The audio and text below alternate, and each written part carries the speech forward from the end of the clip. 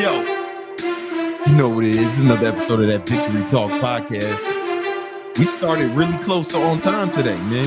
You know what I'm saying? We started really close to on time today. I'll be there. And I like that, man. Let's start the show.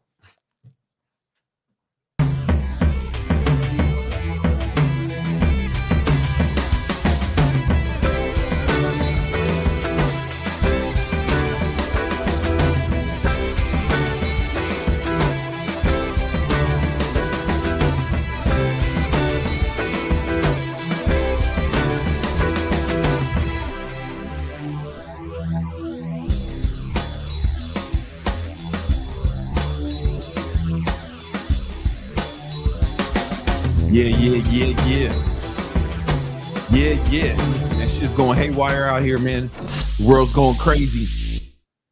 But we here to keep make sure y'all stay sane and make sure y'all stay balling no matter what happens. This is another episode of Victory Talk, episode 132. You know what it is. I am your humble and gracious host, Big Brandon Carter, King Keto, King of Ketosis, Gymnasium Jesus, Jesus de Gimnasio para mi gente. And we got a lot we want to cover today, man. I got a guest. I'm gonna introduce him in a minute. I have a special guest helping me with this episode. It's very important, right? But you know, first I gotta be remiss if I didn't talk about the people I got accompanying me besides the guest. You know, got my girlfriend, Minovia, man in the chat. You know what I'm saying? She's making sure that the haters get kicked out, banished, exiled indefinitely. You know, she can't wait to kick you motherfuckers out. You start talking crazy, she can't wait. She love it. We got the homie, man. We got Nima's still in Iraq, presumably still alive. You know, I haven't got any proof of life within the last few hours. No ransom request. No. So we'll see. You know what I'm saying? But if we get a video, and there's a bunch of guys with hoods around Nima. We're gonna set up that GoFundMe for him, man. Send him $100. Yeah. We said, listen, man, I got 100 on Iranian. I got 100 on it. Yes. But replacing him for now, right, is the homie Aiden. Aiden, man. Aiden is black. Yeah, he's black and Dominican. You know what I'm saying? Equal opportunity here. Yeah, come on, man. We keep listen, Tom. Best combo you got. Listen, man. You ain't got to tell me, man. You know, you ain't got to tell me. We think he might be my future son who came from the future to help me with the podcast. We'll see. It was only time will tell. All right. Listen, we got a lot we're gonna cover today. First, I'd be remiss if I didn't mention our sponsor, Thot Repellent. Thot Repellent. This is the easy to apply spray to keep the hose away. You see, listen, once you start balling real hard, right? These thoughts gonna be all over you. They're gonna ruin your life, right? That's why you need Thot Repellent. All right. This has been genetically engineered to only affect the DNA of thoughts, sluts, hoes, slut hoes, skanks, skeezers, and Jezebels, right? Good women, they won't be affected at all, right? But them thoughts, ooh, Dios míos, they're gonna stay away once they get it. They're gonna you can spray it directly on a thought. If they get too close, like bitch, get away. Or you can spray it on yourself wear it like a cologne, right? And it will have like a force field that's impenetrable by thoughts. That's why Nima is in Iran, because we had to do the testing on it in Iran because the FDA said you can't have but so many casualties. But Iran, man, they let you do it. They let you do all types of shit over there, man. You know what I'm saying? Listen, they let you do all types of shit. So Neiman said he's finalizing. This is a real product going to come out, and all your super chats go towards development of Thot Repellent. All right, this is really going to come. This one is too big. This is just a prototype, right? We're going to have travel sizes, small sizes, right? You know that you can, you know, as you move about the planet, you can have it. You know, you can spray yourself, and it's also thought detection. You may think you got a good woman, right? You spray that Thot Repellent on you, right? And then she starts foaming at the mouth. You're like, oh shit. See. you know, you find out that your girl's a thought. That might have saved you a lot of embarrassment, saved you a bad marriage, ugly, fucked up kids, all types of shit. You know, there's a few side effects. Nothing major, but the FDA says I got to tell you guys what the side effects are. Side effects include, but are not limited to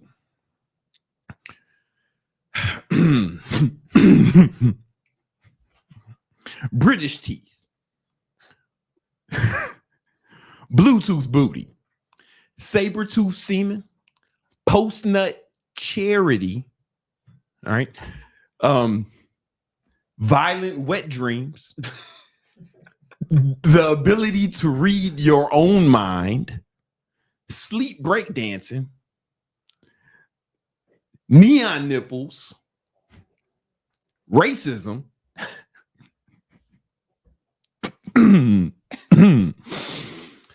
Gaza Strip poker is the bomb, from what I hear.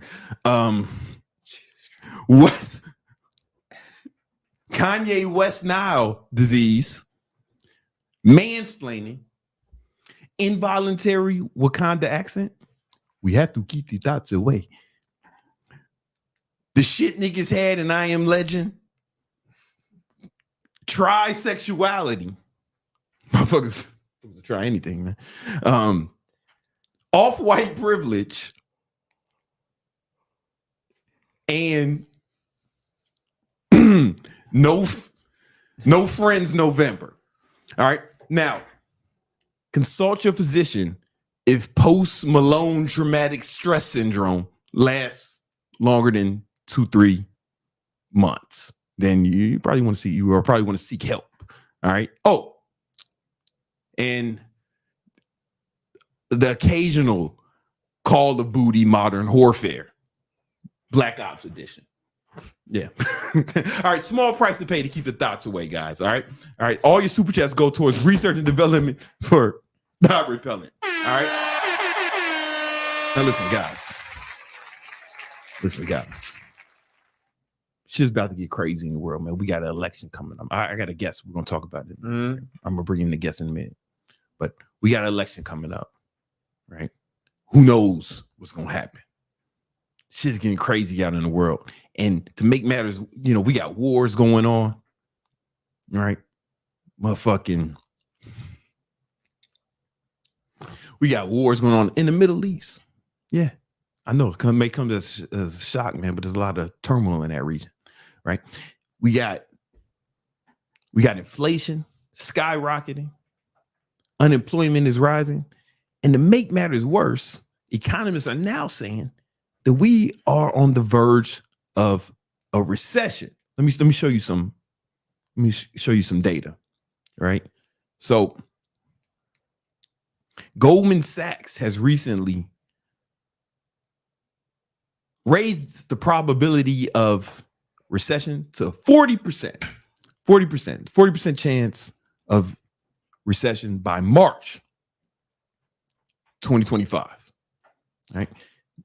And some more shit, man. CNBC, the homie David Roche, right? You know, he's a prominent investor, man, one of the goats in this shit. He says that, you know, a bear market / recession is definitely coming to 2025, right? It's just about to get crazy out here, man. Right? Now, when there's a recession, let me show you how it affects you, right? There's always increased unemployment. Unemployment starts to skyrocket, right? Reduced wage growth. So people stop getting raises and shit, right? So whatever your income's at, probably gonna stay that way during the recession, right? Investments start to go down. Stock markets start to plummet, right? And you're gonna have interest rates usually go up sometimes. So you're gonna reduce access to credit. It just starts going crazy, man. It just starts getting wild out here. I brought my richest friend, Tom Cruz, not the actor, right? This is Tom Cruz. He's an expert in investing in Section 8 real estate. He has over 725 Section 8 real estate properties, yep. Right? And he makes $1 million a month from Section 8. Correct. All right? $1 million a month, right? How are you dealing with the upcoming recession? How's that going to affect you? Man, I'm super excited. I've been hoping and praying because I didn't get a chance to take advantage in 2008, you know, because I was in college basically. So they're already talking about reducing interest rates. So I think it's going to have, you know, obviously positive effects for real estate, being able to buy more units. Yeah. I think a lot of people have a ton of equity. We're not going to see a 2008 crash, but when recessions happen, people that are over leveraged in their current property may want to get out. I think there'll be a lot more inventory available. A lot of foreclosures too, right? That's what happened in 2008. Especially if unemployment starts rising and any other economic conditions. So I'm very much excited. So you plan on making more money during the recession? Oh, I want to buy so many properties. It's going to be biblical. It's going to be crazy. Yeah. How can these people start taking advantage of that? I think the sooner you start buying properties and understand the process, the easier it is, especially if you're doing like seller financing when you're not using a bank. And you bought properties like you did, where you're only putting $2,000 or $3,000 down per property. It's gonna be the best way to do it. Those of y'all don't know, like I got into Section 8 real estate. I've been diversifying my investments. When I met Tom, I saw how much money he was making for Section 8 real estate. I got him to mentor me, and we've been buying properties now. I'm getting Section 8 broke boys in there. I'm sorry, Tenants. Section 8 broke boy tenants into those products, into those properties. And it's been really fantastic. And how would that affect your current portfolio if there's a recession? It doesn't. So Section 8 leases are locked in for at least a year. So all the rents that are currently there stay like that. Even during recessions, government shutdowns, inflation times, the rents very rarely go down. And even if they do go down, they're already so much above market rent. Let's say that market rent's $1,200. I'm getting $1,500 or $1,600 from Section 8. So even if they drop it down to $1,400, you're still going to be above, you know, an average rent. So you're still going to be doing super well. So no matter what happens in the economy, the government is still going to still going to be paying it. Yeah, the American government. All those funds are already budgeted and earmarked for Section 8. There's 7 million Americans in the U.S. that are using the program, so they can't just not pay it. Yeah, it would go haywire. Yeah, it would be insane. Yeah, mass evictions everywhere. Nobody would want that. So man, so you're going to get more tenants, probably. I'm going to get a lot more tenants. Yeah. Damn. All right, so let's get into it, man. Like, how can the average person start getting into Section 8 real estate? Now, we're going to talk about it now, but we're also doing a free training. Yeah. Monday at 8 p.m. The link is in the description. The link is there, right? The link is in the description. Can you check?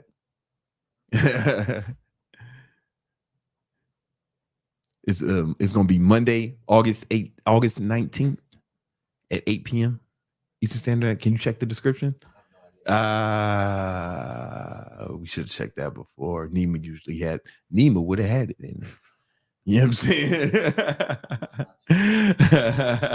You don't even know how to do it. Hold on, I'm gonna check right now. Let us know there's a link in the description. Ooh, I gotta check because I want to make sure y'all have access to this free game. Give us a second. Okay.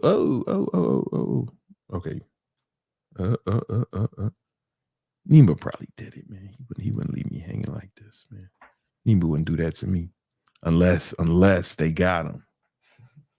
In which case, it's not in there. All right, we need to make sure it's in there. Hold on, don't even. You know how to put it in there? All right. This one. Nah, I'm gonna send it to you right now, man, because I want to make sure they got it. You know, we need to put it in the description. You know how to put it in the description? All right, don't even trip. I got it. Oh, come on, man. Look at you. All right.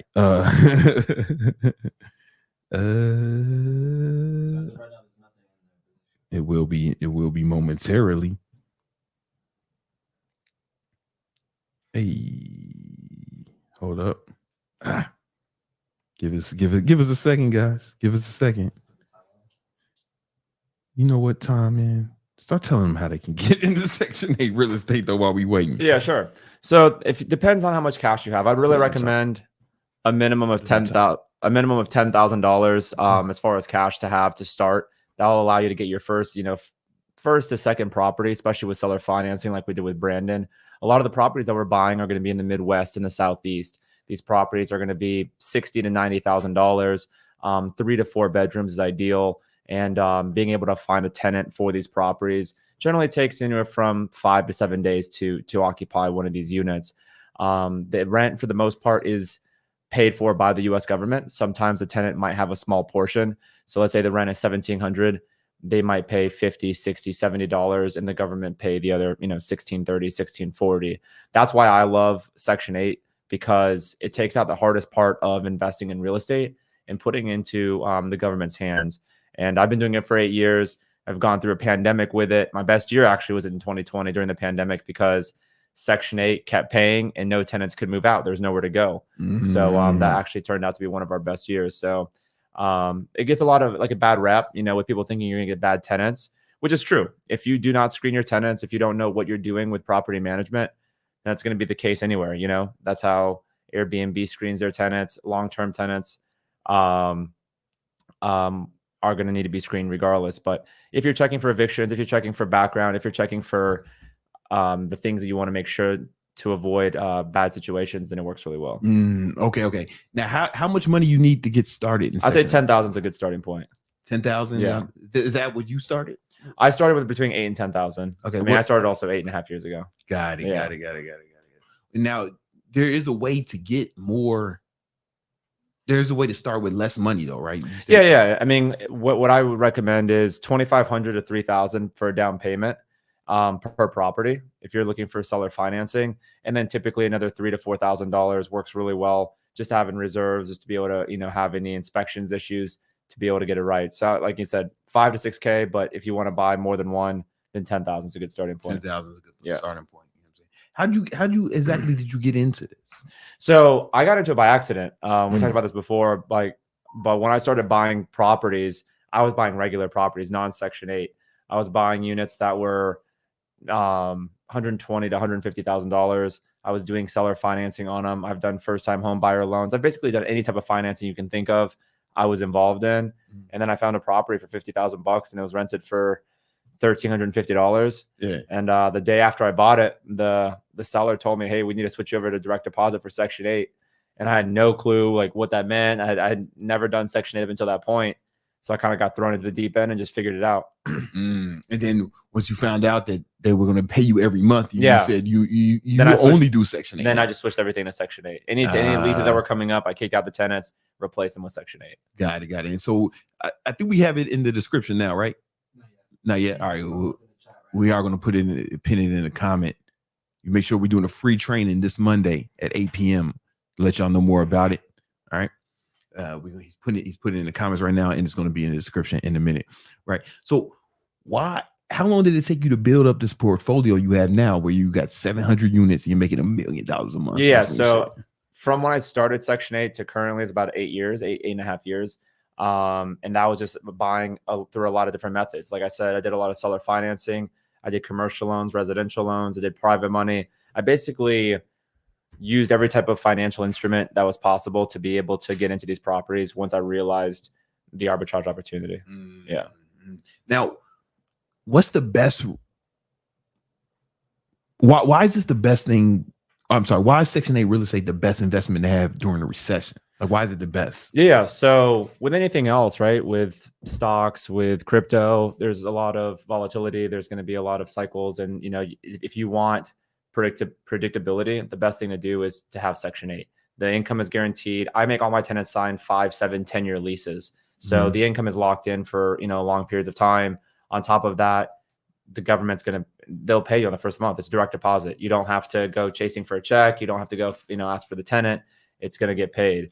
And on top of that, it also accounts for inflation. So every year you have built-in rental increases. So the rent goes up every year as well. So it goes up every year. So even now during the recession, the housing market may go down a little bit. Yeah. Right? So it's not based on how home values. Yeah. So it's mostly based on the demand for those properties. So the rents stay typically artificially high. Like if you look right now, anybody on the chat can go to fair market rent HUD. If you look up fair market rent and then HUD HUD, you can actually look up what Section 8 pays in each county, and you'll see that from 2023 to 2024, the rent skyrocketed. 15, 20, 25% in some cases. It just keeps going up. Oh yeah. Damn. Right. Hold on a second. I want to make sure we get it in it's not in the description yet. No. All right, I got it, man. Hold on. Let me make sure it's in the description. Real quick. Yeah, I thought I figured it out, but it won't let me. See, that's what happens, man. That's why, Listen, man. Hire a black guy. It'll be great. I was like, yeah, man, I need to get back to the block, man. I need to help the streets. No, I'm just kidding, man. You're doing great.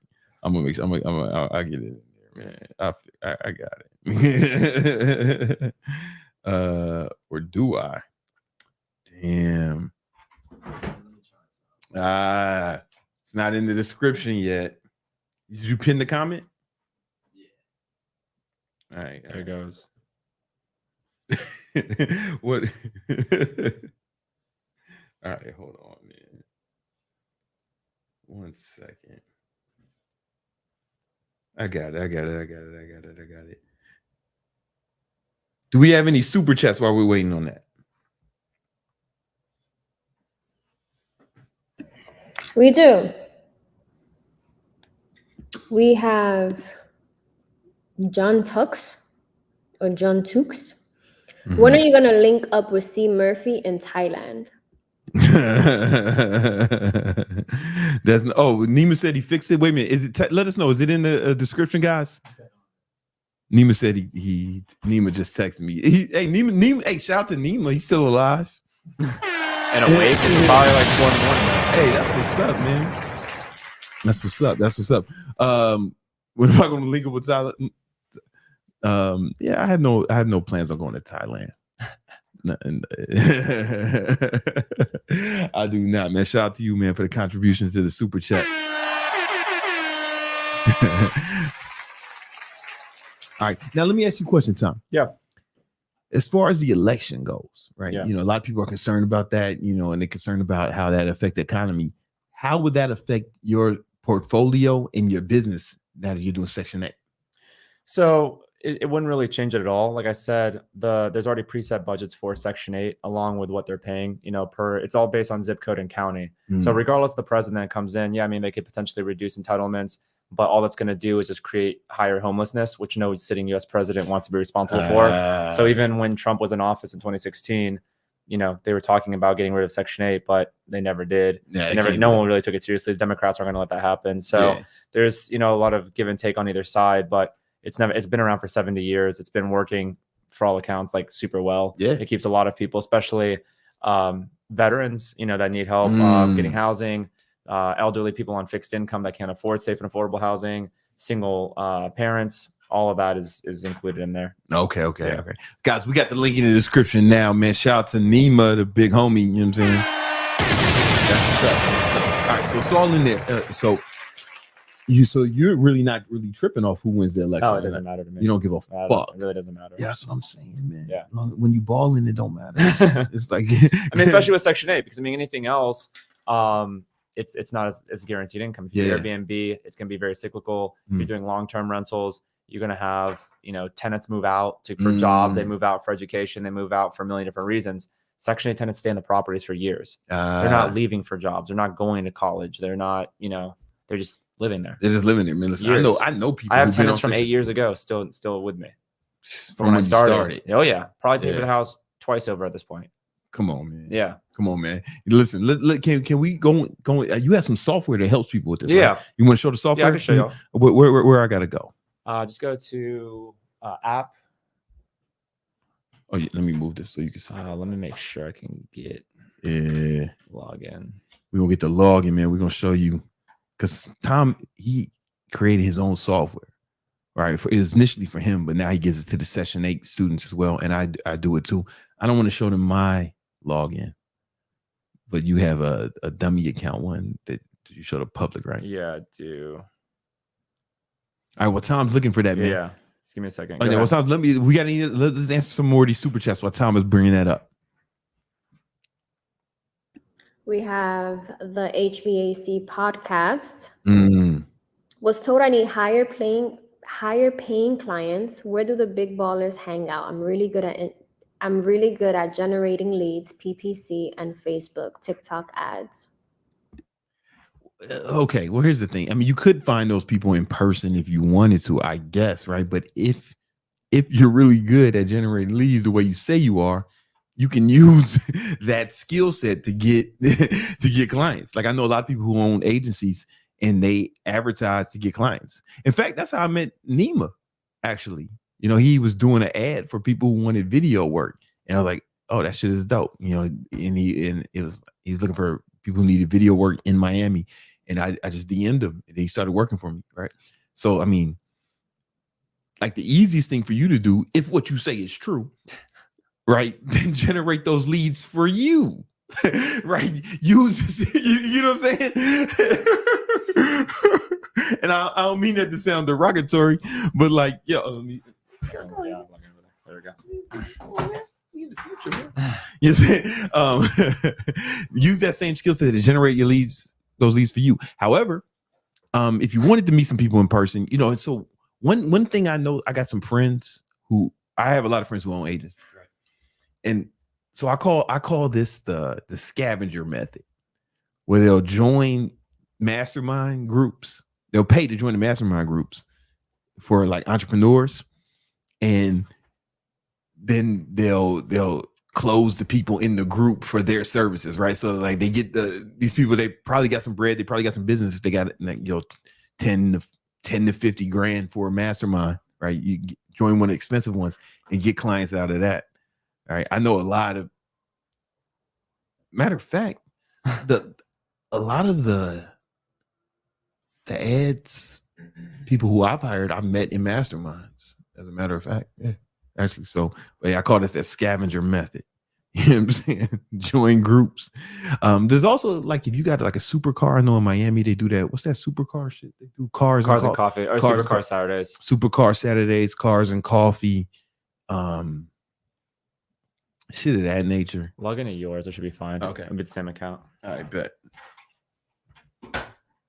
Oh, what just happened? There you go.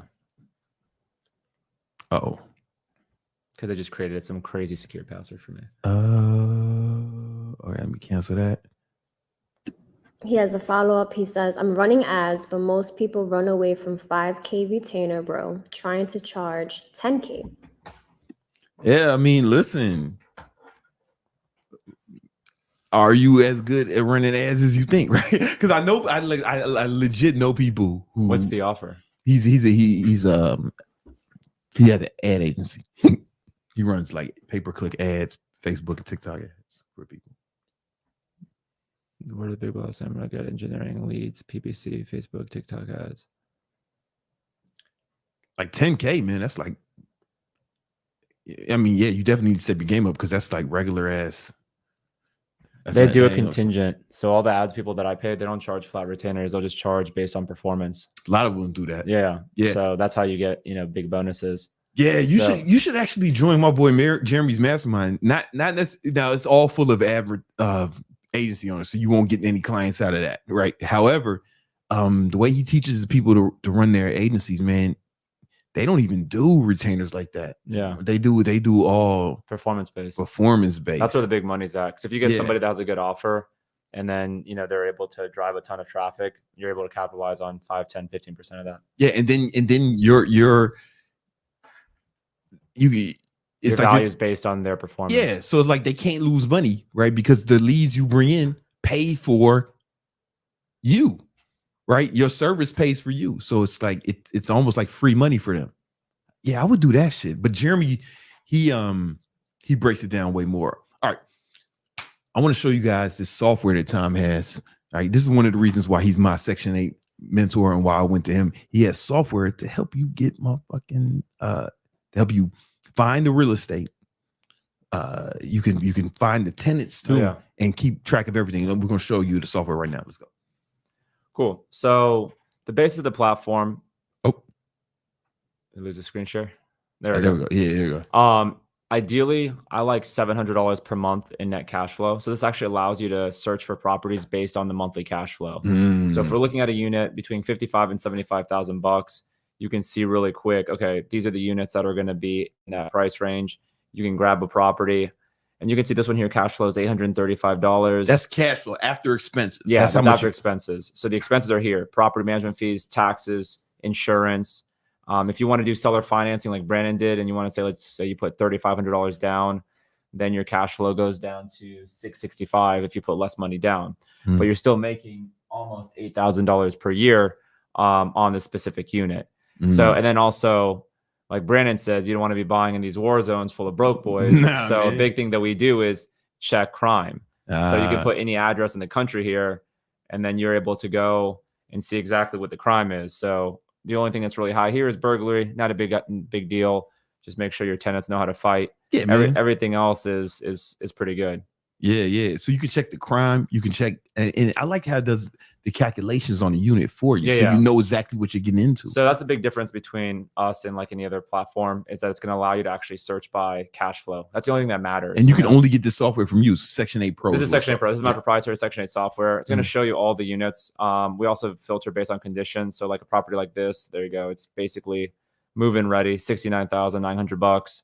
And it's going to cash flow here. $823 per month is the monthly net cash flow. And how often is this Section 8 Pro software updated? It's updated every 6 hours. So we actually follow the update schedule for a lot of the, like Realtor.com, Zillow. We have partnerships with them. So that's how we get the data.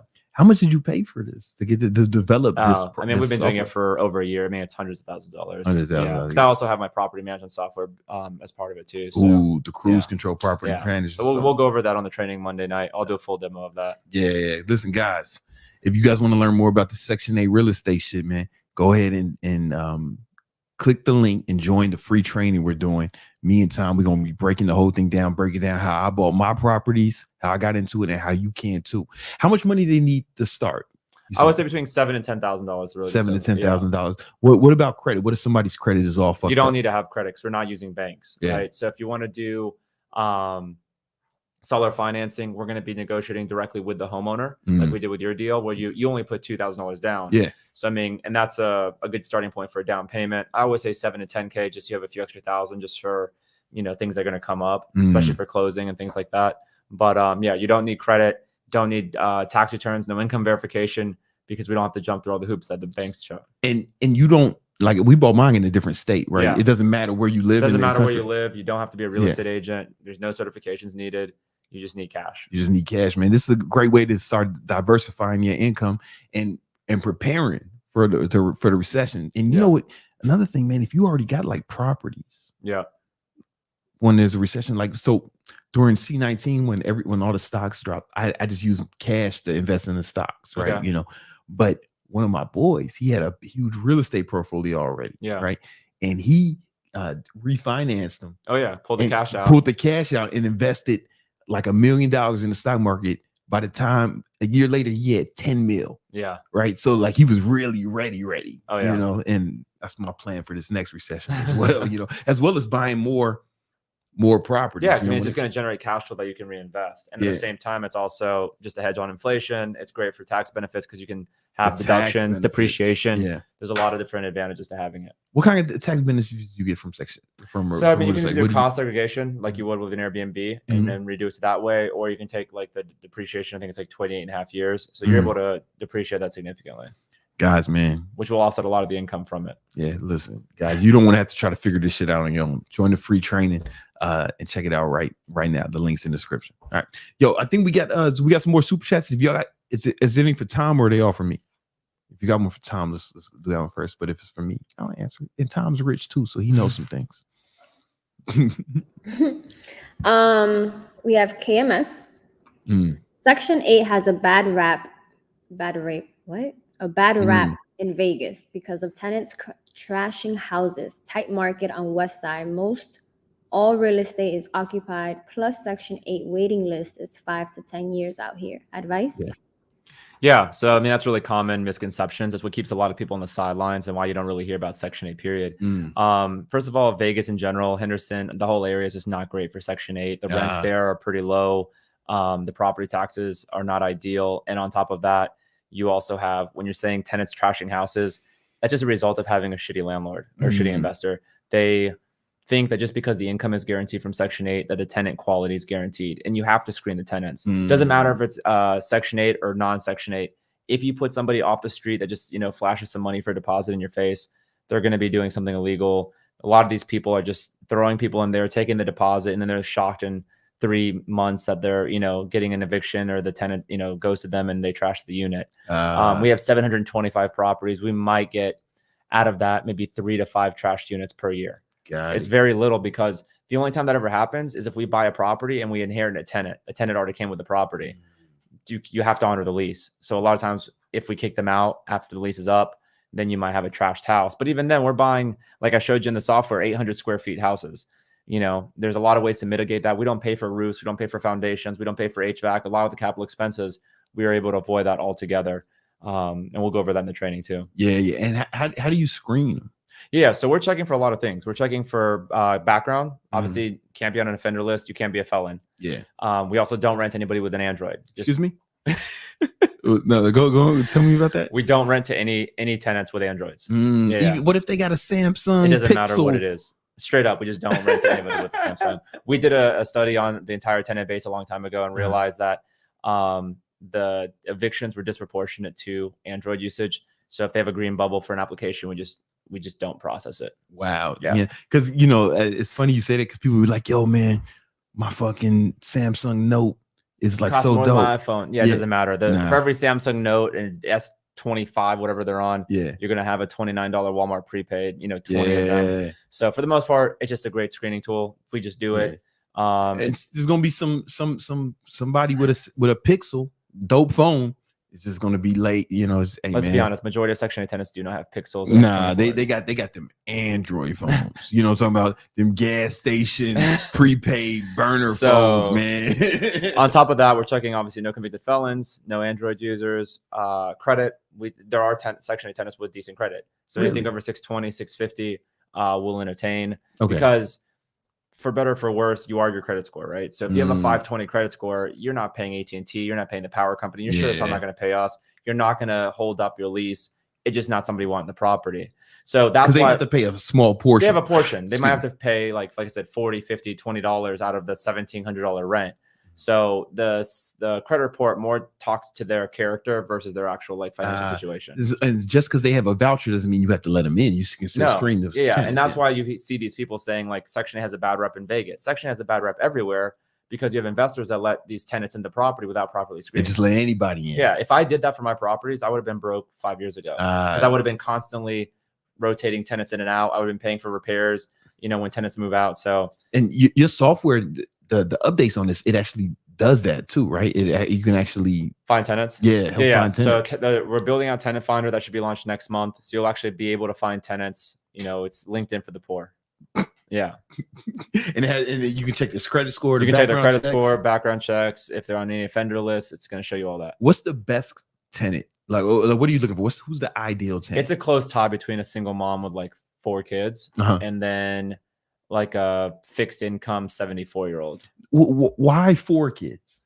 Because Section 8 maxes you out on 5 bedrooms, and typically kids, I think over 7, Section 8 requires them to have their own individual bedroom, or it might be 8. So if you get a single mom with 4 kids and you're getting the max 5-bedroom rent, and also it's pretty low risk that they're gonna be partying or anything else. So you get more money per bedroom. Oh yeah. Yeah, so if you have a house with a 5-bedroom, you're gonna get the max amount of rent that Section 8 pays. Oh, can you show us that on the software? Yeah, you got everything.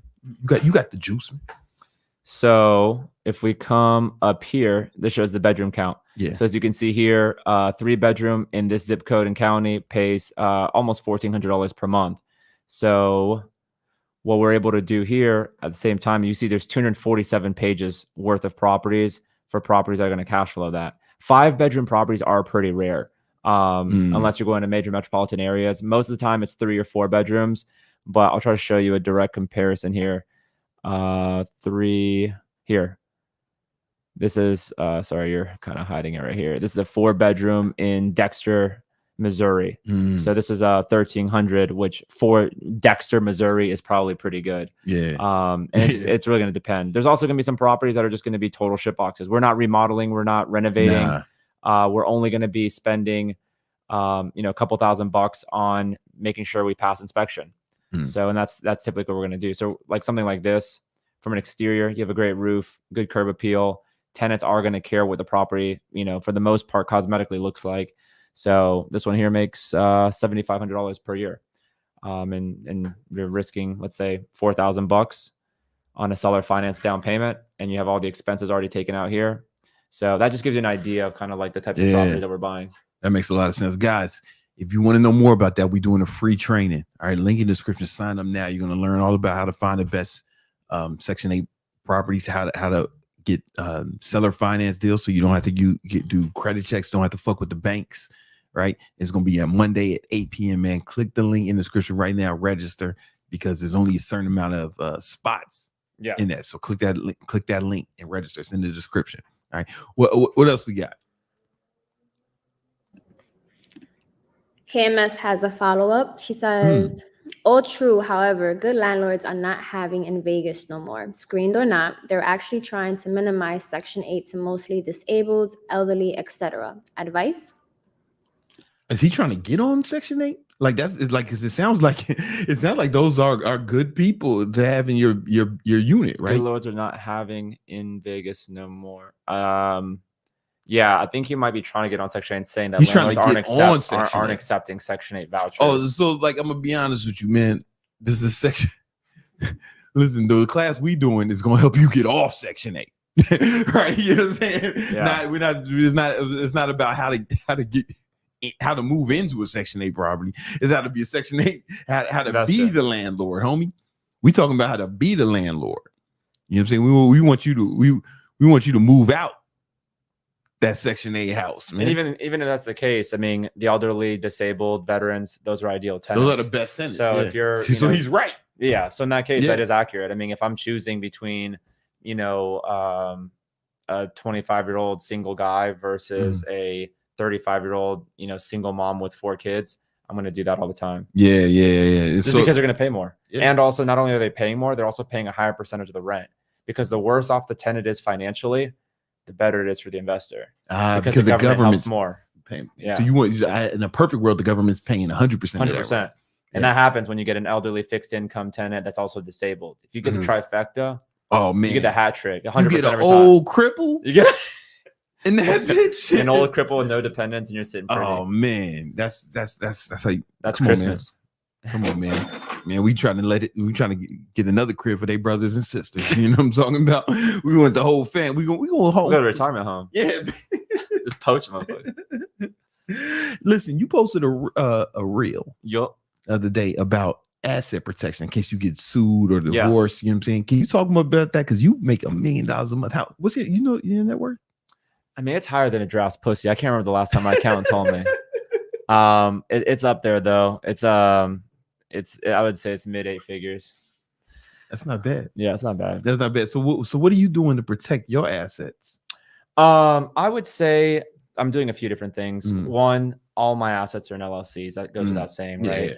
And I get pretty specific with it. Like my boats are in an LLC, my jet skis are in a separate LLC, my cars are in an LLC. We live in Florida, so we have homesteading. So my primary residence is homesteaded, which gives you additional protections against judgments and lawsuits or divorce proceedings. But my biggest thing is my offshore trust. So I have a trust set up in the Cayman Islands, your favorite place. Which means that all of my LLCs are under a trust umbrella, which is an entity organization that my attorney set up. And then it's being managed in the Cayman Islands. Cayman Islands don't recognize any U.S. judgments or law. So in the event that I were to be sued here in the U.S., it would have to be litigated in the Cayman Islands, and there's just additional protections that you would get. And then the Cayman Islands they ain't even fucking. You ever try to get something done in the Caribbean? Shit is a fucking man. Even if they wanted to fuck with it, it's gonna take 15 years.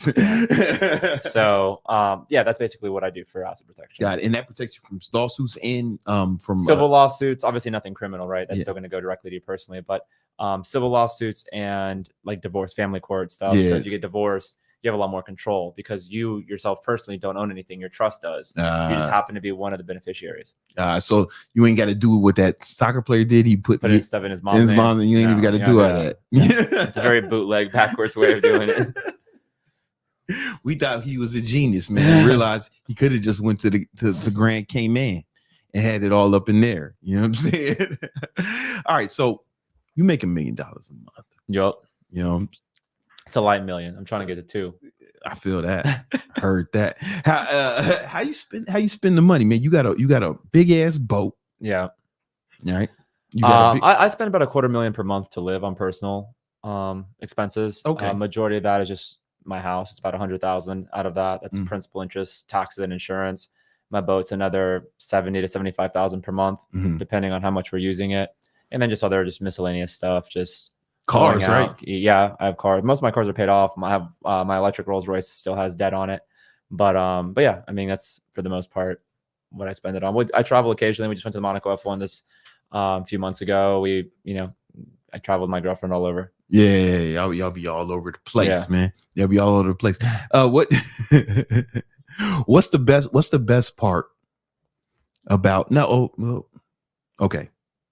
Let me see how I want to phrase this question. Okay, people ask me this all the time. I want to know your answer. Why if you rich and you in Miami, you got all this money, why have a girlfriend instead of just being single? I get asked that all the time, but I want to know your answer.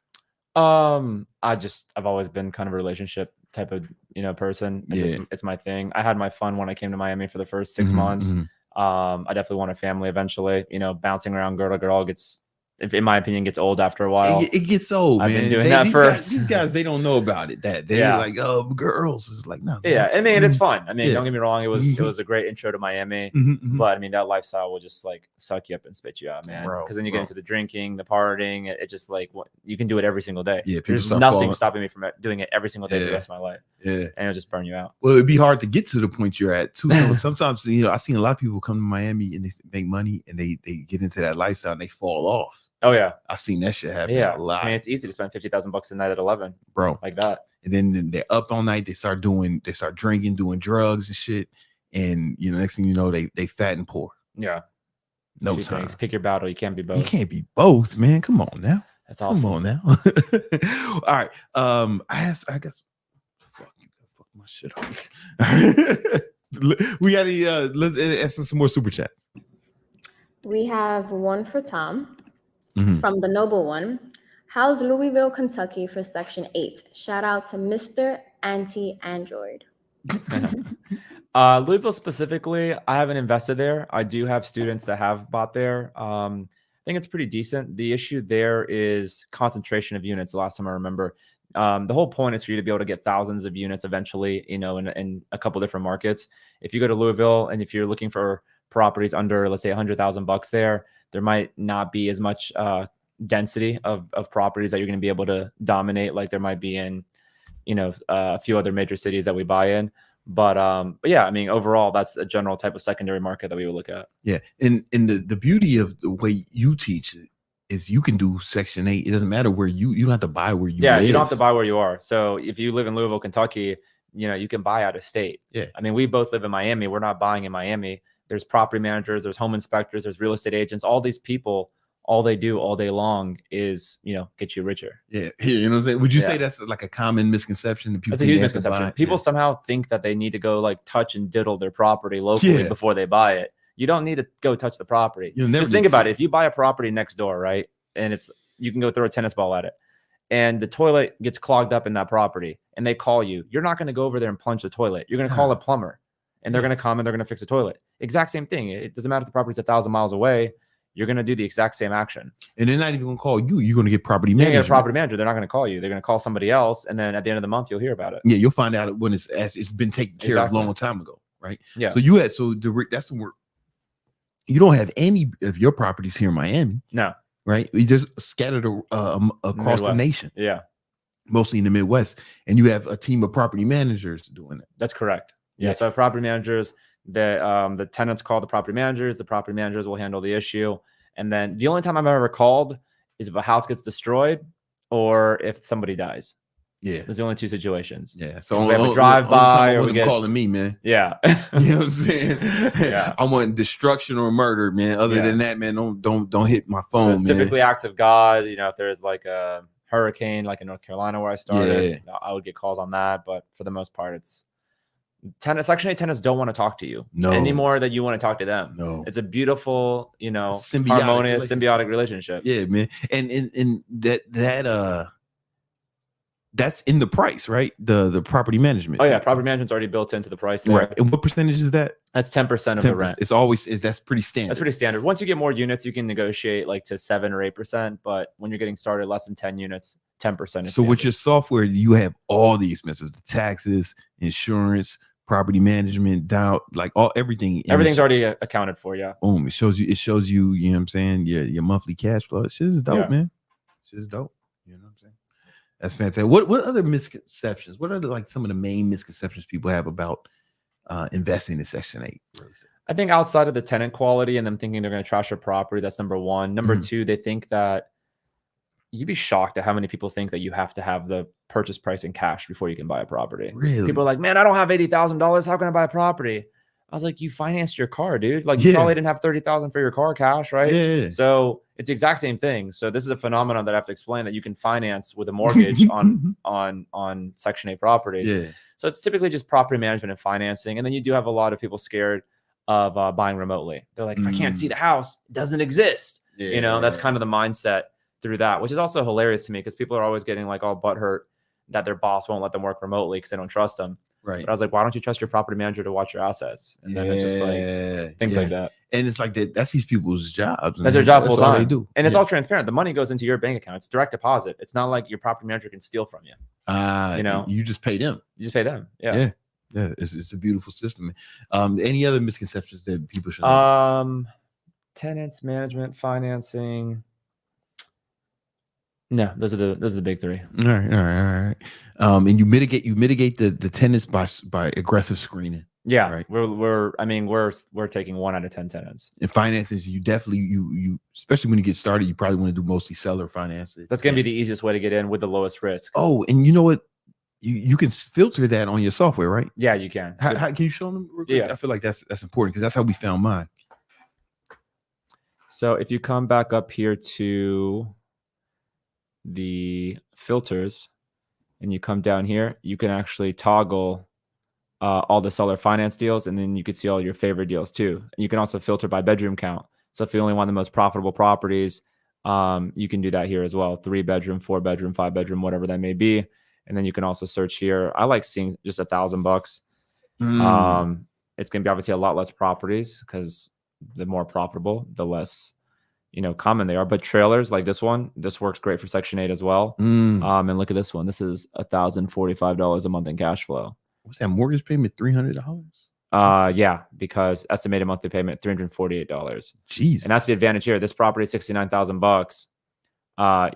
Most people probably wouldn't pay more than $800 for this property. Section 8 is paying almost $1,700 for it. Oh, for rent. For rent. That's how I got rich. Shit, man, I want to buy that one right now. There you go. Is it good? That's the same area, right? There's no crime there, right? I'll have to go do some more research on a specific property, but we can add those to favorites. I almost want to buy that today, man. Let me get that trailer, man. Let me get that trailer up off you, player. I'm gonna throw a poor boy up in there immediately. You know what I'm saying? Don't you worry.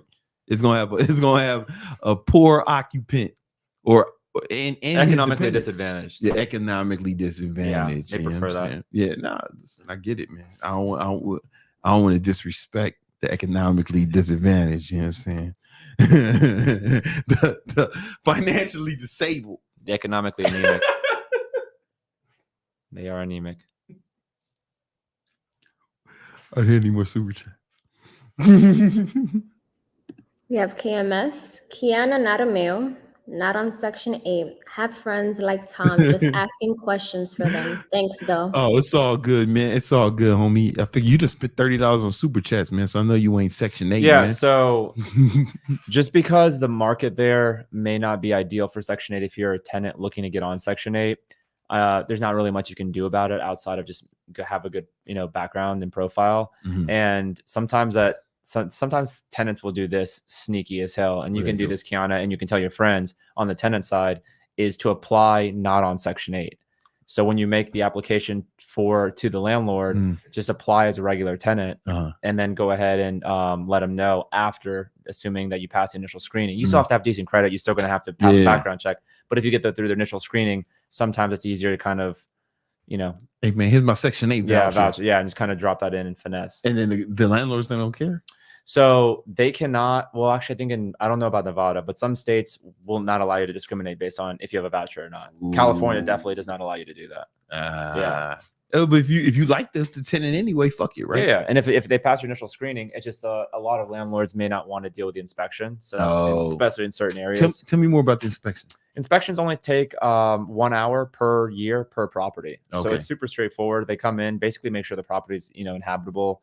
It's safe, safety, sanitation, and structural are the 3 things they look for.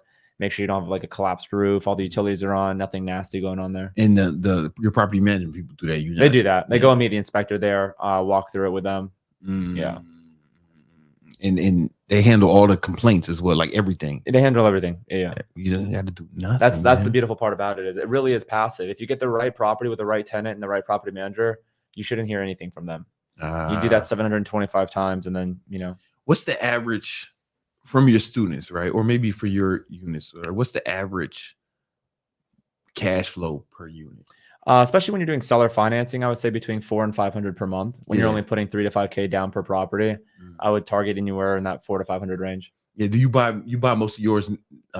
You traditional financing now? So now I buy in a few different ways. I'll still buy seller financing. Like I'm not above putting $5,000 down on a property if I don't have to put more. So I'll do that just to add to my unit count. I'll buy cash if it's a competitive deal and we're trying to beat out some other mom and pop Mickey Mouse investors. I'll just offer cash. Yeah. And I'll also do DSCR financing, so like commercial financing. Okay. Yeah. Banks or whatever.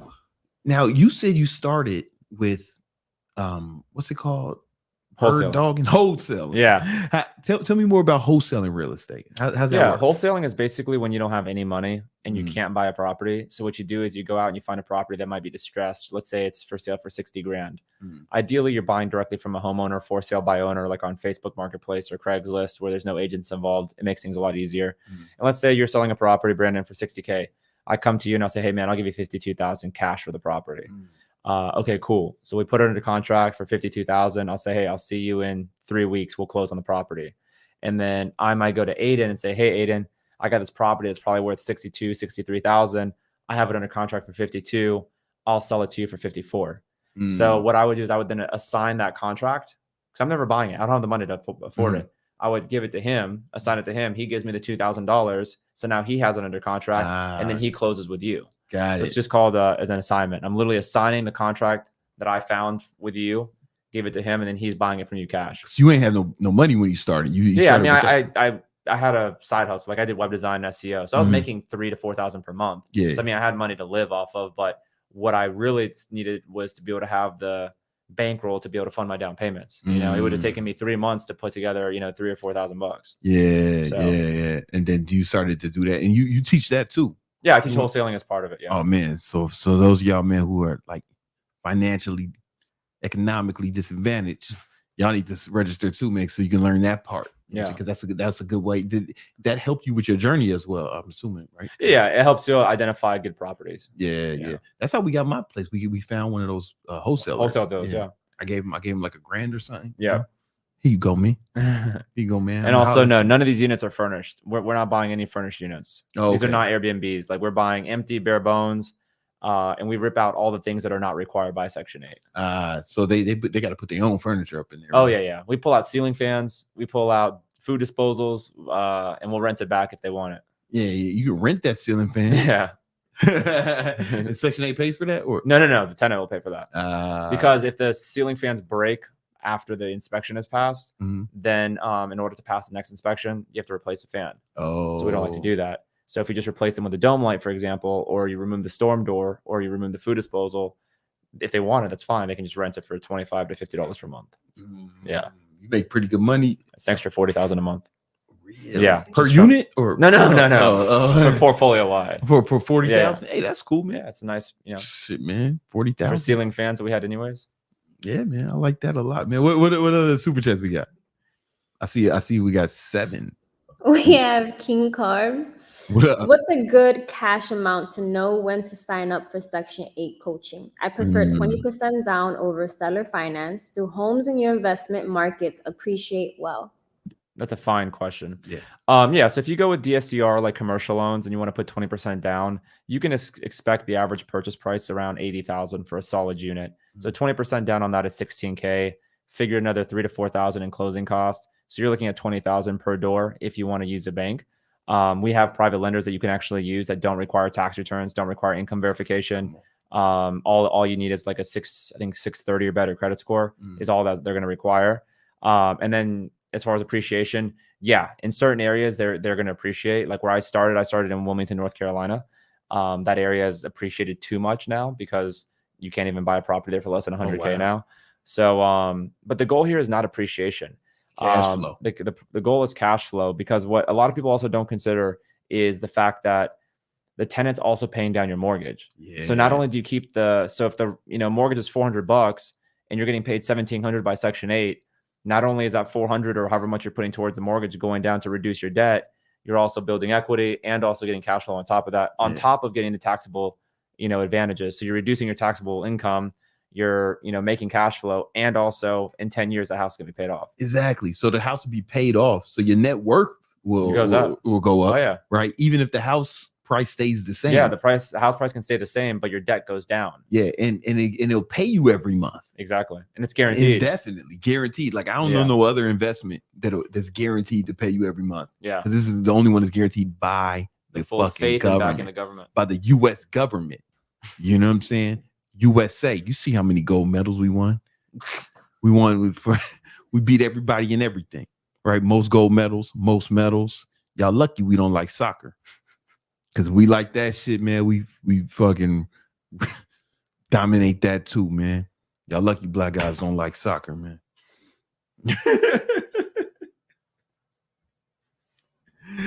we let y'all have soccer. We let the Dominicans have baseball. We do everything else. All right.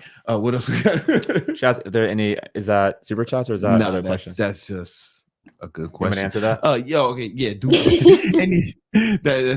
That's a cue for me. Oh, like okay. Sometimes she gives me questions to think of. Man. Oh, I thought that was questions that they were asking. Nah. Okay. So I'm gonna answer it. Okay. Any tenants any tenants that don't pay, you know what I'm saying, or ask to pay for more time. That's a good question. So there's going to be instances where you have a tenant that has a portion of the rent that they don't want to, that they can't or don't want to pay for whatever reason. So if the rent is $1,500 and their portion is $50, and they might say, hey, I don't have it. We had a high power bill, XYZ was in jail. We had to bail them out, whatever the reason is to get them out. It's just case by case. If they don't pay that month, you might let it slide. I'll let it slide occasionally for certain tenants. And especially if they've have a good history of paying on time. But you just don't want to do it consistently. Yeah. The Section 8, even in big cities, is still a very small community. And if you get known as the guy that doesn't, enforce your own policies, they'll use you. Yeah. And plus it's such a long waiting list for Section 8. Like, you can find another tenant like that that'll actually pay. Ain't nothing to kick a broke boy out. Yeah. You know what I'm saying? Cut that. Ain't nothing to cut that tenant off. There you go. Sometimes you gotta pop out and show tenants. To the streets. You know what I'm saying? What else? King Cars has a follow-up. He says, just curiosity, how does your software know that the seller is willing to do seller finance? Yes, this is the magic sauce. Basically what we do is Redfin, Zillow, and Realtor.com. We have API data relationships with them. It's a fancy way of saying we buy data from them. That's how we're able to update our platform. But we take it a step further. We go and look at each listing, and then we see if they have seller financing or seller financing offered or owner financing or land contract available in the description. And then if it says we do not accept seller financing or any negative with seller financing, we exclude that. And then we allow you to filter through it. We also take it another step further where we have off market. So Facebook Marketplace and Craigslist, we scrape that data. They won't let us buy that data. So we scrape it. And then that data is updated every, I think, 8 to 12 hours. We'll repull that data. Come on, man. Yeah. Listen, if you guys want to know more about this, you really want to get in on this gold rush, go ahead and hit the link in the description and register for the free training we're doing this Monday. All right. August 19th. There you go. At at 8 p.m. Eastern Standard Time. All right. We doing it live, man. We're doing it live, man. You know what I'm saying? What other questions? There's a lot of questions for you, Thomas. We have Christian. Is there any requirements for the property? Would I be able to rent out a non-conforming duplex, or would the city get involved? Hold up, Tom. Before you answer that, it's a good question. See how his name is Christian? Yeah. Right. He don't go by Chris. Yeah. Your name is Tom. Yeah. but I'm assuming it's Thomas on your Right. birth certificate. What made you pick Tom, and why doesn't this guy like? How do you guys with those dual names? How do you decide which one you gonna rock with? It just started early on for Tom. Someone picked that for you. That was a decision. I don't remember when that specifically came about. I just think Thomas is too formal. I don't. I mean, I don't dislike it. Yeah. Like I've had girlfriends that have called me Thomas. Weirdly enough. Yeah. But it is what it is. Can I answer it? They ever call you Mr. Cruz? You ever make them call you Mr. Cruz? No. My tenants call you sir. My tenants. Some of them like that. You ever make them call sir? Ooh, Mr. Cruz. My tenants call me Mr. Tom. Mr. Tom. All right. All right. Are there any requirements for the prop? Are there any requirements for the properties? Yes, they do have to comply with Section 8 inspections. The city and zoning and no other third parties will get involved with the day-to-day Section 8. The only thing that it would come into play is if there's code enforcement issues. If the tenant leaves a bunch of junk cars out front, if the grass hasn't been cut in 2 months and it's knee-high, then yes, the city will get involved. As far as non-conforming duplex, I don't know if you mean non-conforming in the sense of financing, but duplexes, triplexes, quads, all small and large multifamily do qualify for the Section 8 program, and it works fine. Once you get into multifamily, like real multifamily, like 5+ units, and also trailers, modulars, single wides, double wides, whatever, they pay less in rent. So you will take a hit on the rent if you do non-stick built single family properties. My man got the sauce, y'all. He got the sauce. What other questions we got? We have Eric. Would Section 8 still be viable in 2 years? Always? Section 8's been around for, I think, now 71 years, been kicking strong. Millions of people have been on it. I think it's going to be viable. I think it only stops being viable when they stop making poor people. When poor people cease to exist and everyone is prosperous, then I'm fucked. But until then, I'm sitting pretty. In my experience, poor people like to mate. They're like rabbits. They multiply a lot. Yeah, they start young, and they realize that the government, the more kids that they have, the more assistance that they get. So it's a really vicious cycle for them. Yeah, and it works really well. Listen, man. Listen, as long as they keep making poor people, we're gonna keep making this. And then also, Eric G, if you Google Section 8 rent increases on Google, and you'll see that last year Biden increased, I think, by almost $500 million. It's over 10% rental increases for 2024 and 2025.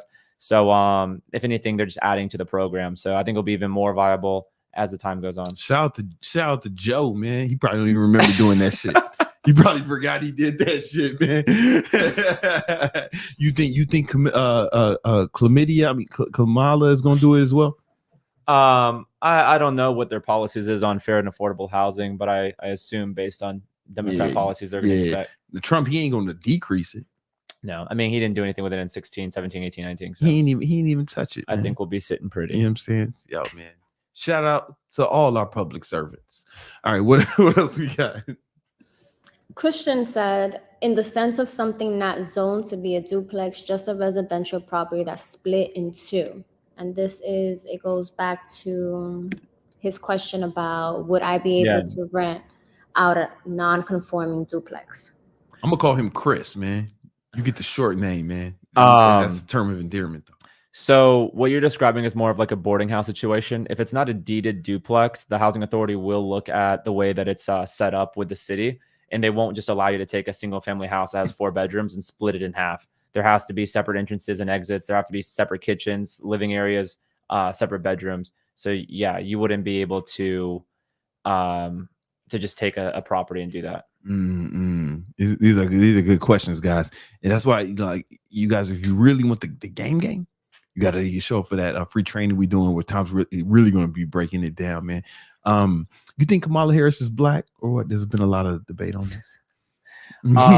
I am so out of politics that I mean, I've seen the debates and I don't know how that really affects anything as far as policy. All I care about if I even look at that, is I go to their website and look at their policies that they're saying, especially when it comes to tax. That's the only thing that remotely that they can affect, my situation. Trump did drop them taxes for us, though. I ain't gonna lie, he did drop them taxes. So yeah, and I mean, there's always ways around for it. us, not for everyone else. Yeah, there's always ways around it to reduce it. Yeah, so it's not a big deal, man. I ain't tripping, man. Listen, I asked Kendrick Lamar if she was black, because he's the authority. Like, he gets to make the decisions on who's black and who's not. Kendrick Lamar. I DM'd him. He ain't hit me back yet, though. Yeah. I'm just waiting on it. He's probably still investigating. Yeah, it's probably just he'll get back to you. Yeah, like I'm sure he will. You know what I'm saying? What else we got? I'm going to read this, but Christian says, I don't care what you call me as long as I get this info. Thank you, guys. There you go. You're welcome, Chris. We have Tom with just $2, no question. Hey, man, listen. It's a $2 holla. Come on, man. Every cent count, man. If I see a penny on the floor, I pick it up, man. You know what I'm saying? I see a penny, I pick it up with a Richard Mille on. I'm picking up that penny. Mm-hmm. You can't ask the God. You can't ask your God, the Lord, for more money and say that, not that money. Yeah, I want all the money, man. All the cash. You know what I'm saying? I was across the street for a quarter, man. I slap you for 75 cents. Man. All right, what else we got? We have KMS. She gave $20 and she says, Kiana, I'm a female and I'm a homeowner. Kiana? How do I put my home on Section 8 for well-screened tenants and while in process of buying another home? Yeah. So if you're a homeowner, I guess the first question you need to find out is if it's going to be cash flowing, right? Mm-hmm. So I have a property here in Miami that, you know, is too expensive for Section 8 because my mortgage is $100,000 and Section 8 pays $6,000 a month for a property, you know, with the bedroom count that I have, because Section 8 is solely based on bedroom count. So let's say you have no debt on your property, you paid cash for it. Let's say that you only have $2,000 a month, and then you go and you look in your county's website for the Section 8, and they say that, hey, we're paying $4,500 and your mortgage is $1,000. Then yeah, it's going to make a lot of sense for you. How do you put it on Section 8? Straightforward. You go to your local housing authority. If you just Google your county, so let's say if it's New Hanover County, that's where I grew up. You Google New Hanover County Housing Department or Housing Authority.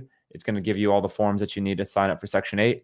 And then as far as finding tenants, I would use any property management software out there that has screening. I like Inigo, INNAGO. That's what I used before I built out my own platform. We'll be going into a lot more in depth how to screen tenants on the free training Monday night at 8 p.m.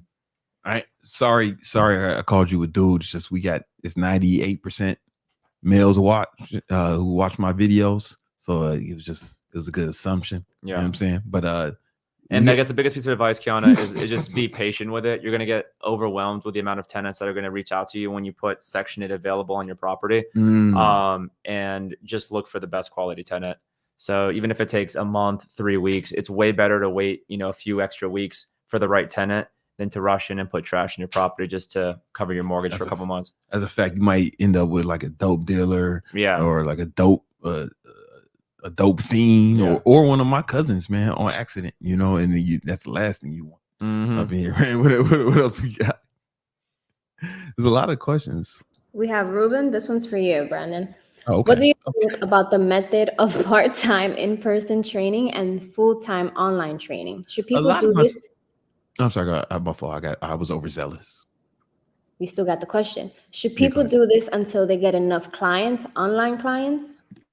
A lot of my students, what they'll do is, some of them have no experience at all, right? They just come in, they go straight doing online, and that's all they ever do, which is fine, right? But the ones who are already trainers in person, excuse me, what they'll do is they'll still train people in person, and then they'll get some online clients on the side too, right? And then one of two things will happen. One, they'll get so many online clients that business will grow to the point where it doesn't make sense for them to do in-person training. When they start looking at how much money they're making per hour with online versus in person, it just stops making sense. Like the math, the economics of it, it just, they get rid of those clients, or they try to move them to online coaching, with varying degrees of success. Because the way you start a relationship, it's usually going to stay that way, right? So some people they're going to feel like it's a downgrade if you move them from in-person to online. But some will go with them, but it doesn't matter because they're making so much from online. Or some of my students just like training people in person. They just actually enjoy still sort of training people. So they won't actively pursue more in-person clients, but they'll just focus as far as growth on their online presence, and they won't take any in-person clients. Or there's a third option, some called the hybrid, where, when you're in-person training, like the in-person training is not really tracking your diet the way we teach with online training. With in-person trainers, they work out with you for an hour and they get paid for the hour, much like a prostitute.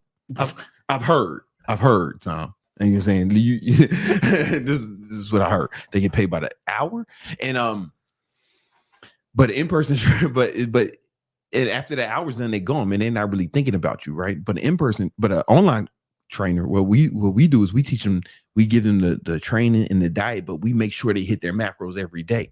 Like I can show you my online clients. I still got some online clients, right? And I tell you exactly how many calories they burned yesterday and how many calories they consumed yesterday, right? So then it's just math. At that point, I can see their macros, their calories, and if they worked out and how many calories they burned. And it's just math. I can do that from afar while they do it all on their own. And it takes me a fucking 30 seconds to look at the shit and see what they did and hit them up in the morning, be like, yo, good job hitting your numbers yesterday. Or, yo, what the fuck happened every day? Why you wasting my time, you bitch nigga? Or it depends on your coaching style, right? But it only takes me a second to follow up with each client every day. You know what I'm saying? And I can just go through, boom, and I just send them a little voice note, right? But that's more important because the diet's the most important part. So I digress. What they do is they'll train that person for that hour, but then they'll charge them more for nutrition training, so they can actually track their diets. And I show my students how to do that, right? And that's how I started with the hybrid method, because I needed a method to fucking get these fat boys to lose weight, because they would come sweat like a whore in church, right, in the gym, but then they would stay fat. I was like, man, what'd you eat? Oh, my diet. And I need to, so I was tracking their diet, having them track their diets with Google Sheets and shit, right? But now we have a more sophisticated way. But you'll just charge your in-person clients more for additional nutritional training. That's the hybrid method that I teach as well. So there's a lot of different ways to skin that cat.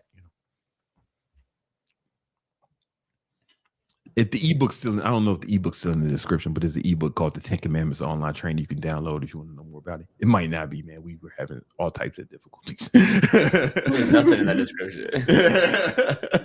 We have Calvin. The description said, fuck you, when they went to look at it. What's up? We have Calvin. Mm-hmm. I have 40K on IG with no clients, and I'm broke working 3 jobs to get my money up. Should I learn skills or continue personal brand?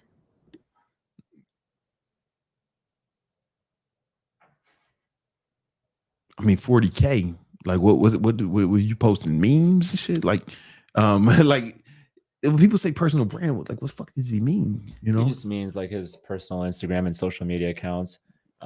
Yeah, but like as far as like, I mean, that's to get that, I mean, either fake followers. Yeah, I know, yeah. But I don't know. I think that the personal brand is the most important thing that exists, especially if you already have jobs to cover your bills. I would just continue persisting with the personal brand, and you'll inherently learn, important skills. Skill, yeah. Yeah, I mean, if you're going to be running ads to whatever you're going to be teaching, either learn that. I mean, I think marketing and sales, like I said, are the 2 most important things. Oh, you post fitness content. Okay. All right. Oh, well, bro. Well, that's your situation. Yeah, you got to. Okay, so that 40K, that's cool. There's okay. Listen, if you charge, let me do a little bit of math. If you charge $80 a week for online training, right? That makes sound like a lot. That's fucking poverty prices. $80 a week, right? And, if you get 25 people, 25 of those 40K to pay you $80 a week for online training. Remember, you're going to be tracking their diet and nutrition every day. Some people are listening and be like, man, who's going to pay $80? They can just learn everything online. Listen, fucking ChatGPT is not going to fucking hit them up every morning and be like, hey, you fucking bitch, how come you ain't hit your macros yesterday? Or, right, they're not going to make sure they do it, right? You're selling the accountability, right? So then people will pay for that shit. 25 clients, $80 a week, $104,000 a year. That's like starting salary for a doctor after fucking 8 years of college, 2 to 4 years of residency, right? But nobody's fucking sneezing on you and you don't got to cut no one open, right? There's 25 people following you right now who will pay $80 a week for online coaching. You know what I'm saying? So you just got to learn more about how to do it. Like you can fucking... And you'll inherently get better clients too when you're charging more. I mean, I pay $2,000 a month for my personal trainer. I could have a gym in my house if I wanted to, but I like the accountability. He'll call me every morning, like, hey, because I take pictures of all my food and I send it to him, and then he puts it in my fitness pal. He tracks your macros for you. Yeah, that's rich nigga shit, man. I don't even. He can't even. He's so rich.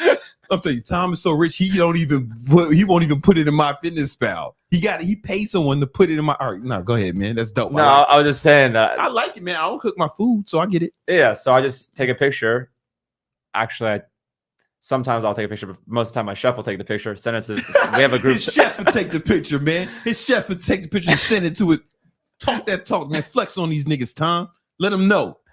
No, I was just saying that what a lot of limiting beliefs are that I had, especially when I got started, especially with my software education, is people think that other people are in their situation a lot more. So just because you have to work 3 jobs and you're broke, the vast majority of people that would be looking to get into a personal training situation like that are not. You know, they're making $150K a year. They don't have the time. And if they know, like, and trust you from your content, it's so much easier to sell them on something like that. That's a fact. Yeah. So if you make it like an irresistible offer, it's you know, like you're saying, the diet training, hell, do something with premium like I do with my guy. Hey, just send me a picture of your food. If you're too lazy to put it in MyFitnessPal, you don't want to fuck with it, I'll update it for you, and I'll let you know what adjustments you need to make. I never even thought about that, man. Yeah, like that's what happens when you start making $1 million a month. I never even thought about having somebody else do my MyFitnessPal, man. I never even considered it. Yeah. So, well, the first time I opened it and I saw all the numbers and Mac, I said, listen, I'm not doing all of this.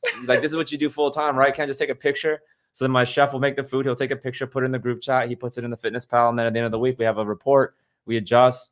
And I'm trying to get Brandon size. I'm trying to get the shortcut. Come on, man. Hey, there listen, you go. Sometimes you got to pay to play. And some people look at that and say that's lazy, man. But that's just efficiency. Like you ain't sew your own shirt. There you go. You know what I'm saying? I didn't go in the cave and dig my own diamonds. Yeah, I'm not putting gas in my own car. You know what I'm saying? I didn't kill the dinosaurs for the gas. You know what I'm saying? Like, you got to pay somebody. You pay people to do it, man. You know what I'm saying? I didn't make my sneakers. So just go with the moral of the story after him goes through all. A child in Indonesia made those sneakers. Moral of the story is just assume that everyone has a lot more money than you and they have a lot more disposable income. Because right now you just have this limiting scarcity mindset, thinking that $80, $100 is too much when it's not. Yeah, nah, man. It's like it's nothing. I'm telling you, man. And I know that because I have 15,000 students in HTT, man. And it's like they all getting money. We have 100% money back guarantee, right? If they don't make the money back, we give it to them, man. So there you go. I got. That's how you know I got faith in this shit. All right. What else we got? We have Kiana, no problem, Brandon. Tom, I have no mortgage, home paid off, 3-bed, 2-bath with a pool. Can I ask for a little more money from Section 8 for my home without Section 8 denying my proposal? Yeah. So the number one thing you'd have to do there with the pool is just cover it. It's just a huge liability, especially when you have tenants there. But besides that, or just cover it or drain it. Drain it would work too. You just have to make sure that even then there's a fence around so people don't fall and like bust because you have a 6-foot drop into it. But anyways, no mortgage. Congratulations. So you're gonna be netting basically the entire thing minus management, tax, and insurance. Can you ask for a little bit more money? So the way that it works is Section 8 has guidelines in each county for what they pay. So you can try to ask above that, and then they might come down to that actual value. So like, let's say the published rate is $1,500 and you want $1,600. They might come back and say, hey, look, we can give you $1,475 on it. So the trick here, which pisses off a lot of people, but it's just the reality of how Section 8 works. You cannot charge them the extra $125 to get to your $1,600 from $1,475. It's illegal. Section 8 will cut you off from the program and ban you on a federal level. Just don't do it. But what they do not prohibit you from doing is charging for amenities. So if you have a dishwasher there, dishwashers are not required by Section 8 to pass an inspection. So you can pull the dishwasher out before the tenant moves in, and then you can offer to them, hey, look, it's $100 per month, $50 per month for that, $50 for the washer and dryer, $25 for the food disposal, and just rent everything else to get it up to the rent that you want. So that's how we offset, and that's how we maximize rents for a lot of it. So when you get a place with all these amenities, you take that shit out. These are luxuries, and we pull them. You pull them in, yeah. You got to pay for the luxuries, man. You got to pay for the luxuries. You got to pay for, like, you want that dishwasher, man? Boom. You want that washer dryer set? The ceiling fan, $400. Come on, man. You want that air conditioning? No, you gotta have air conditioning. You gotta have it. Yeah. Refrigerator, stove, and air conditioning and heat. Really? Yeah. No, non-negotiable. All right. I didn't know that was a luxury, man. Because you go to some of these shit countries, man, they ain't got air conditioning. Yeah, but we're like here. Yeah, no, it's America. That's how we want all the medals, man. We condition the poor, man. We can make sure they got good climate. We control the climate of the poor out here. You know what I'm saying? You have 5 Rolls Royces, 4 Rolls Royces. I have 4 Rolls Royces. Yeah, and you got the 5th one coming through. No, the 4th one's coming.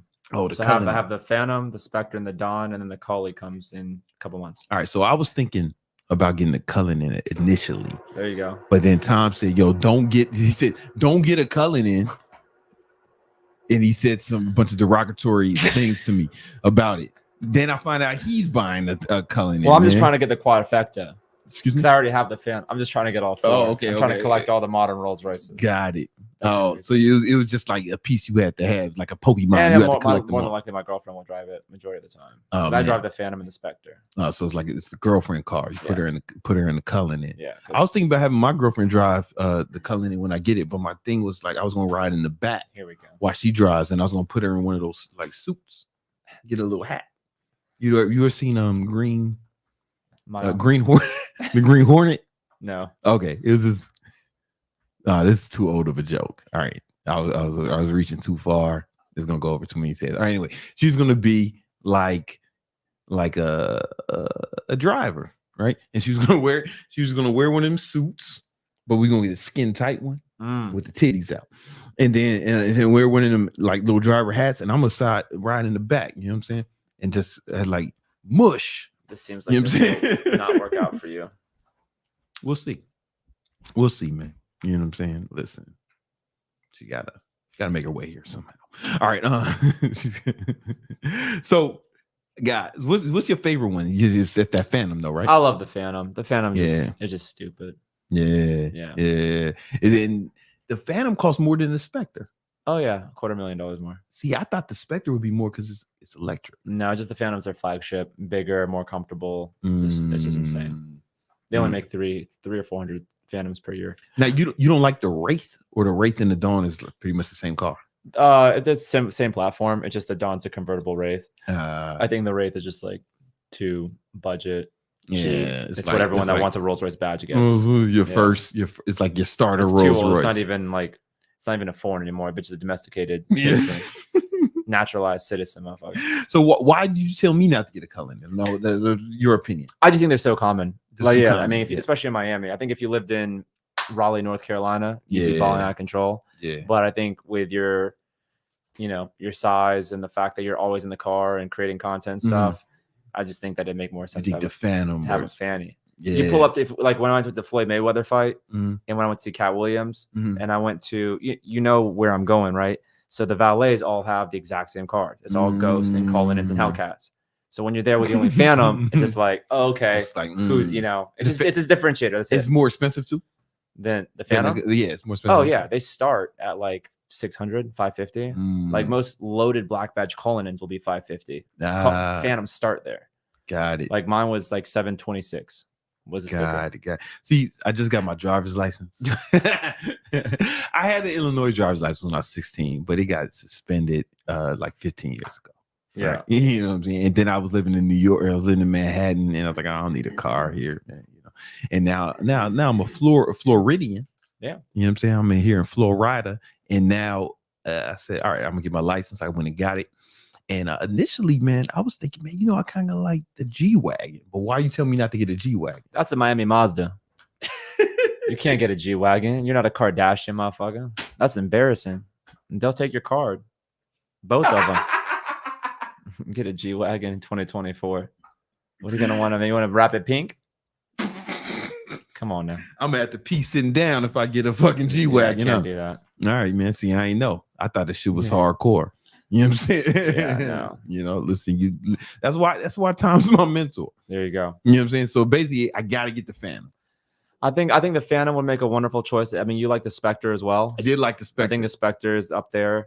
I just think that if you're gonna get you one car, it should be pretty special and not be like a really common car that everyone has. Yeah, in my opinion. But I mean that everyone's different. You may not care. You don't see a lot of Phantom is too low. Phantom is a regulation size sedan.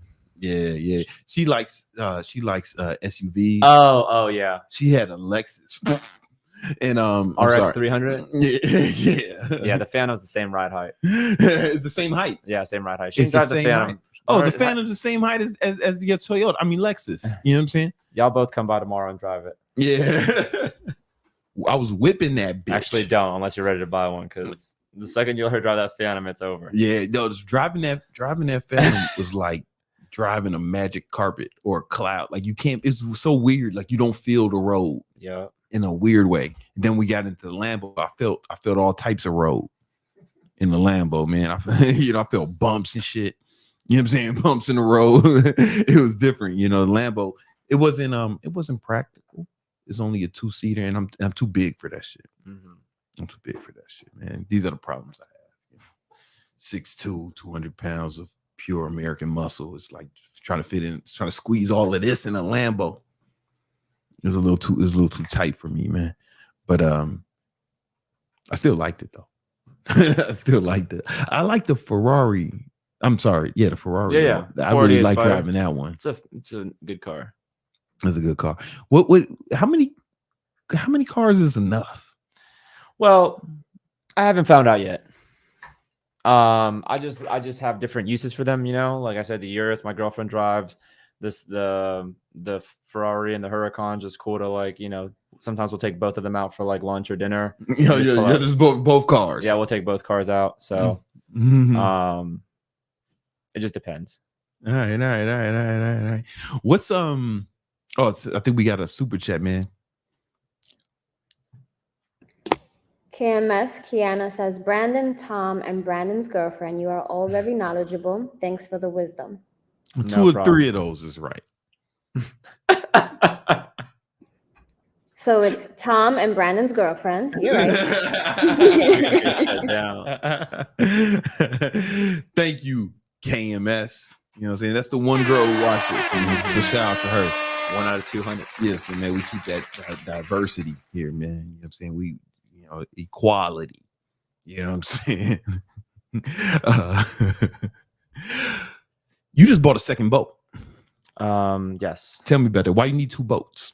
Well, one's my little boat. It's my wakeboarding boat. You just for wake boat. We just go wake surfing. I ain't even know what that was, man. It's just some white people Tom called me. He was like, "Man, we on wakeboard." I was like, "Oh man, this sounds like some white boy adventure stunts."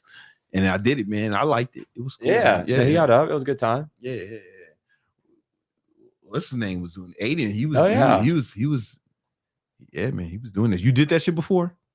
You white boy wakeboard before? Nah, it was my first time. It was the first time, man.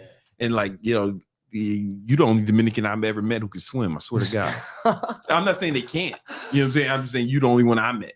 Really? Yeah, I don't know what it is. You think they're living on an island, man, but I think it's when they live on the island of the Bronx, they can't swim. Nice. You see, there's not a lot of water out there. There's not a lot of water. Not a lot of water for them to swim. And where? In the Bronx. Oh, they got that river, but you don't want to swim in that. They don't want to get their hair wet. You know what I'm saying? But he was killing that shit, man. I'm just telling you, man. Yeah, we'll have to go back out this week. Oh yeah, we got to, man. So how much was the new boat? It was a little under 400,000. That's it? Yeah. And the other one is $5 million. Yeah. Damn. That's big bitch. So the yacht, her name is Cersei, and then the little boat, her name is Aria. Aria. This is something I always wondered about. What's the process of naming your boat?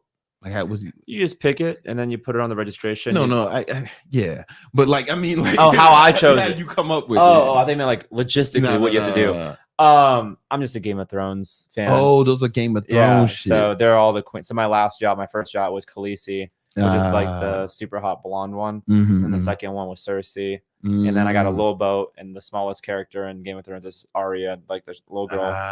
So we just named it that. What would I name? What would you name my boat, man? Say I got a yacht. What would you name it? Shit, they have a black character in Game of Thrones. I would call that shit Hodor. Hodor, I don't know. That's a game. That's a Game of Thrones. I ain't never seen this shit. Yeah, you remind me of Hodor. I don't know if that's a compliment. Just big and kind of slow. Yeah, that's probably what I would do it. Thanks.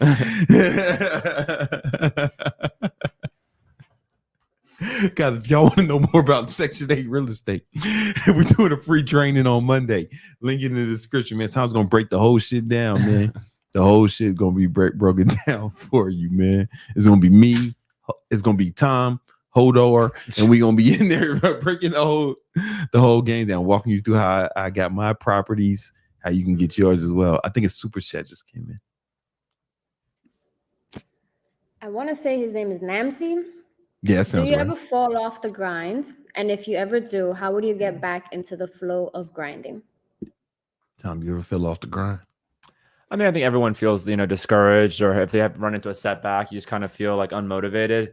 For me, it's always just about having small wins. So I always try to create like a plan for the week, and then I break it down for the day, and even further, like what I want to accomplish that's going to move the needle, as far as income. And then if I kind of quote unquote fall off the grind, I at least know what I need to get back to in order to continue to move the needle in my business. So, I mean, as far as if I get stressed out or if there's anything that causes, me to fall off the grind, we'll go shooting. Brandon and I go to an indoor shooting range. We go shooting together. I'll go jump on the jet skis. I mean, there's always, fun activities that you can do, especially living here in Miami, to kind of get you back into the grind mode. But I think the main goal is to not have to grind, right? That's why I love Section 8 is once you get past a certain amount of properties, you reach economies of scale. You're able to then have property managers do all the grinding for you. Do they do the scheduling of maintenance? They do the occupancy. They do lease signings. Obviously, there is grind involved getting there, but I don't think getting rich is requiring you waking up at 5 a.m., staying up until 10 and, sacrificing family, friends, and, relationships. I think that's for the birds. I think that if you do it correctly, you can have both. How long did it take you to start making like real money? So my first year, I got 12 properties, right? And that was through mostly seller financing, wholesaling, and reinvesting. That's basically what all I did was try to get one property per month. And I ended up hitting that. That was able to basically cover my living expenses. I was probably netting on 12 units, probably around $4,000 to $5,000 per month. I was able to reinvest that. I also continued wholesaling. I would say probably the end of the second year is when I was like, okay, I'm doing 25, 30,000 a month. This is money that I'm not used to. And that's kind of where the discipline kicks in, right? Yeah. Everybody, it's easy to stop there. And that's kind of where most people will shit the bed. The last thing you want to do is shit the bed. You want to keep buying more properties. And I just kept doing it. Inflation hit, didn't care. Pandemic hit, didn't care. Prices rose, didn't care. NFTs, crypto, there's every other red shiny ball syndrome out there. I just ignored it and just kept buying properties. Yeah. That's key. You stay focused on the one thing. You just did the one thing over and over again. And it's also a lot harder to fall off the grind when you're winning, if you notice that, right? So for Namzi, do you ever fall off the grind? Yeah, it does happen, but like it has to just be, something kind of out of the normal, something happy with family or friends or something that would throw me off. But if you're succeeding, if you're following the plan, motivation, discipline, all of that kind of falls into place once you get started. And this is like, it doesn't even take discipline when you're winning, because you want to, you exactly. enjoy the wins. You want to keep going. It's like when you see progress in the gym, you're like, wow, I don't even have to be motivated. I just want to keep seeing more of that, Yeah. It turns into it. One of my mentors, he told me, he said, discipline is for amateurs. And it sounds weird because people think I'm like real disciplined, but it would take discipline for me to stap. Like I enjoy it. You know what I'm saying? Like it takes discipline for me to do other shit. Definitely. And I think that's a byproduct of like you said, winning, like victories. Oh yeah. It's addictive. Oh yeah. It's like super addictive. When you hit that 20, 30K, that is the mark, even with my students. Yeah. And when they hit that first 20K month, almost none of them repeat it consecutively, right? It takes a different kind of effort to keep you in there 20K months. How'd you stay on it and keep growing to now $1 million a month? Well, that's one of the beautiful things about Section 8. I'm not starting over at the beginning of every month. That's already kind of like that becomes my new baseline. So if I do a $20,000 a month, month, then I know that if I add 2 more properties, I'm adding another $1,400, $1,800 per month to that, net cash flow, depending on how I'm buying the properties. So the whole goal at that point just becomes acquiring more and more units. Yeah. And then that's when it gets more fun and creative, because then you're like, holy shit, I have 25 properties. I might have, 30,000 in the bank. I can only buy maybe, let's say 2 or 3 properties this month.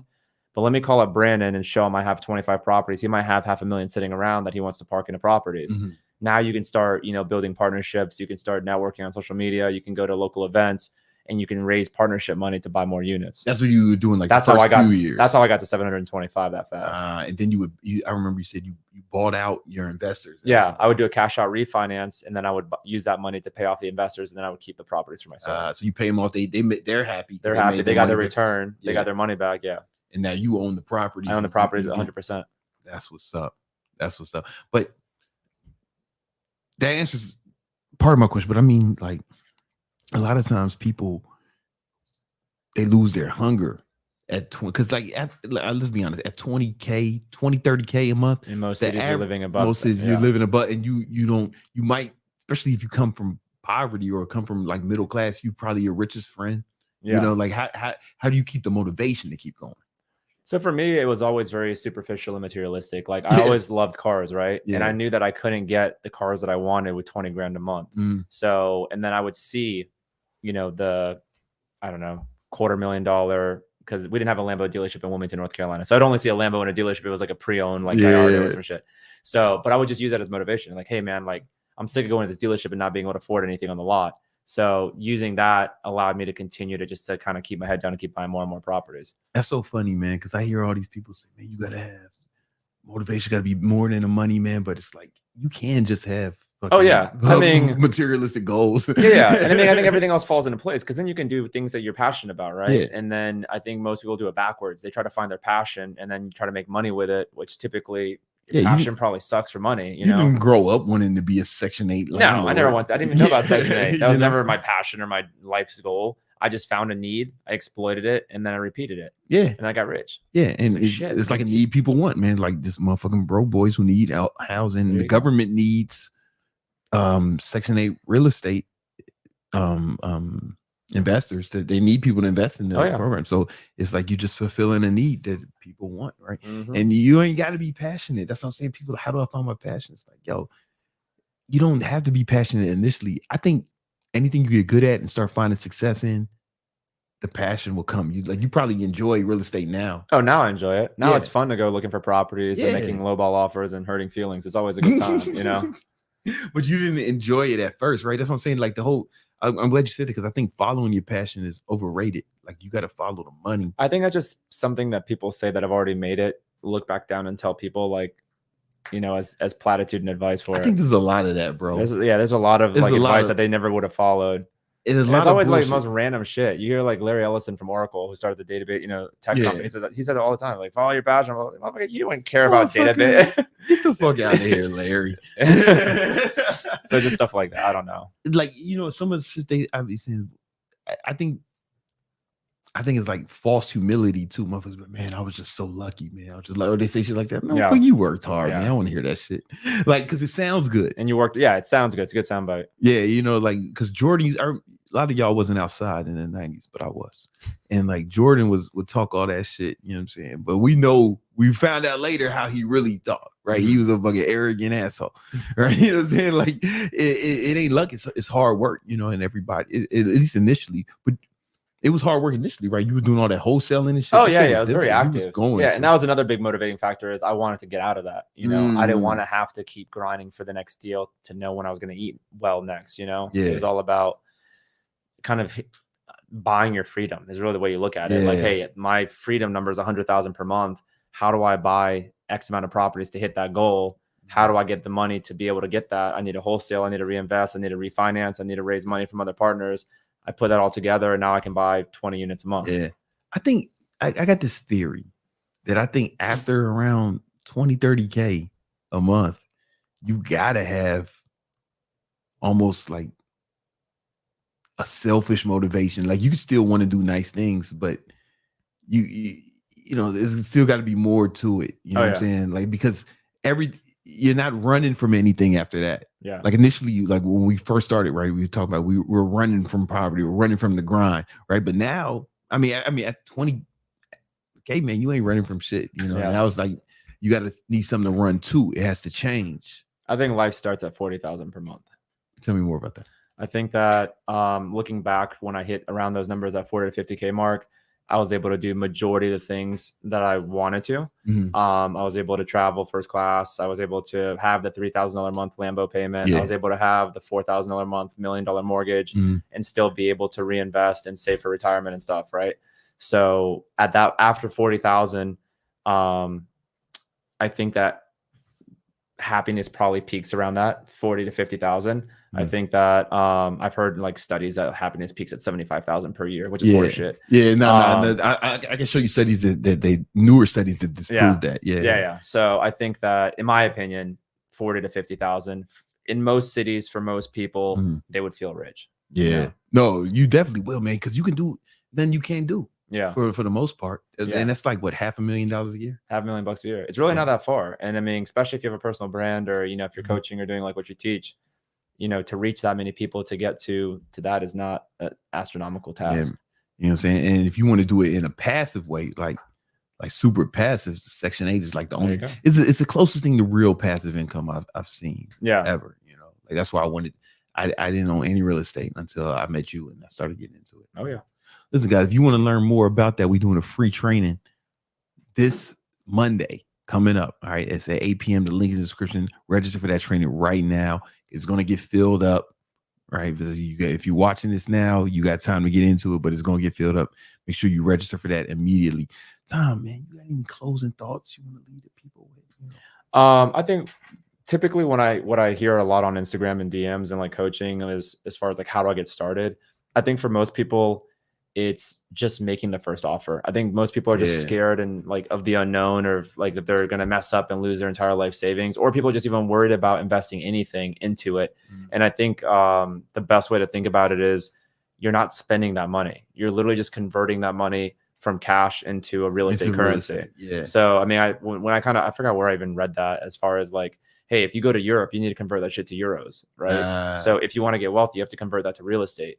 And then if you think about it that way, it just, for me, it clicked. And then I think it's just about getting started. Most people will never even pick up the phone and make their first offer. They'll never put something under contract. They'll just want to hoard their little 20 to 30,000 they have saved away in a 401k and hope and pray that in the next 40 years, you know, it's going to turn into $1 million. That makes a lot of sense. I mean, I think we got 2 super chats real quick. Let's just run through. We're going to speed run through these. We have Chris Brown with $10. He says, great info. Oh, that's what's up, man. Hey, I can't wait for that new album. Breezy. You know what I'm saying? I heard it's gonna be. I heard that's just gonna hit. I heard that's just gonna be hitting. Then we have Chris Brown always got some slaps on his album, man. We know that about Chris, man. He always got the slaps. They hit hard. What else we got? And then we have Dark Knight. Can you do the group home model, multiple people in one house on Section 8 as well, Tom? No, you can't. Section 8 only allows related persons all in the same house. So unless it's a spouse or they have to be like legally married. There it is, man. Guys, if you want to learn more about this, links in the description. Register now. The training will get filled up, man, by Monday. So you don't want to miss out. Go ahead and register for it right now. And I'll let y'all. Peace.